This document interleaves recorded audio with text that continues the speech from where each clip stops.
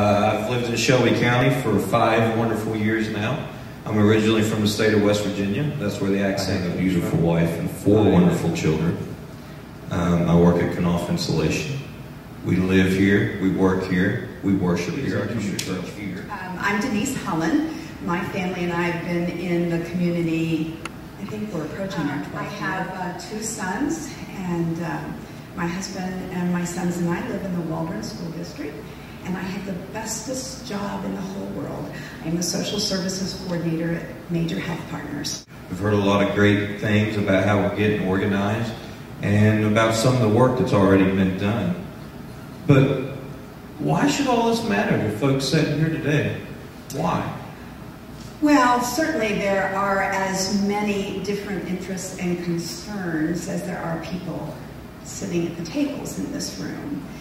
But I imagine there's somebody in this room who has kids who are about to settle down and maybe raise families. And yet it's not just young families who need an environment to raise their kids in that needs to be full of amenities that really make it a pleasurable place to live.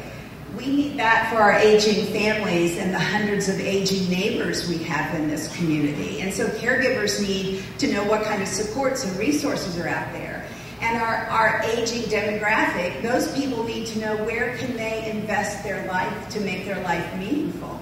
They need opportunities to invest as well as services to help them age gracefully and safely in place. And then there are business leaders here. There are organizational leaders here. The same things, as we heard David Terrell talk about, the same things that make a county a great place to live are the same things that attract new enterprises to the county. And so all of these concerns are entwined with one another, and it no longer serves us well to put on blinders and say, well, I only do things that have to do with education, or I only do things that have to do with healthcare. It's just all entwined, and the progress we make in one area impacts every area, and there it behooves all of us to find a place to invest, because then not only does it make a difference to our county, but it actually positively affects the individual things that mean so much to us.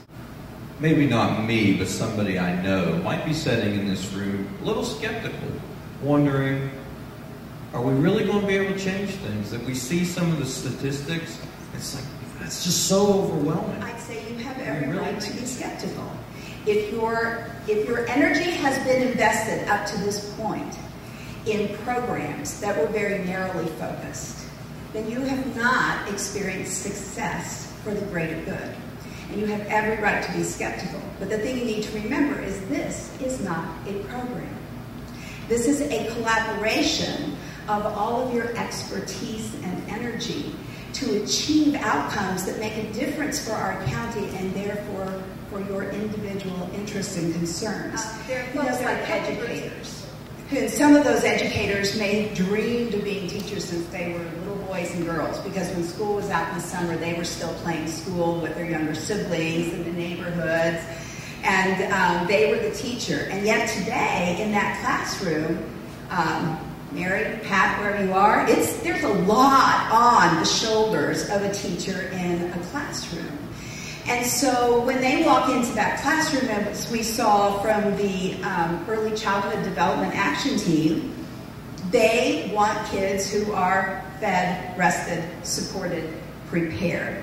Because the problems that they are dealing with, kids who come to school who aren't ready to learn, young adults who graduate from school and do not go on and get a post-secondary degree, those people become the nurses and engineers that we don't have. And so that's another reason that folks need to invest. And another group I see represented here are those social services providers. And lots of folks in that role are helpers by nature and not just employment.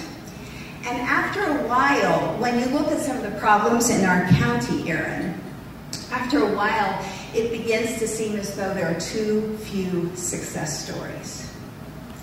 And so collaborating joining together with our expertise, our resources, to achieve some real outcomes that make a difference to all of us is a way to increase those success stories. So even though our problems are kind of overwhelming when you look at it and seem like it's too big, how can we make a difference? The truth is, today you saw we're already making a difference, and that a lot of that was just laying the undergirding for bigger change and differences to come. So what's next? You know, it sounds like you're telling me that we all have something to offer, but what do we do next? What do we need to do? What we can do next is we can step up to the plate and figure out where we plug in. Where do we fit on the arrow? What part, no matter how small, do not underestimate whatever your part is. What part can you align with other people's parts in order to achieve some real outcomes that make a difference for our county?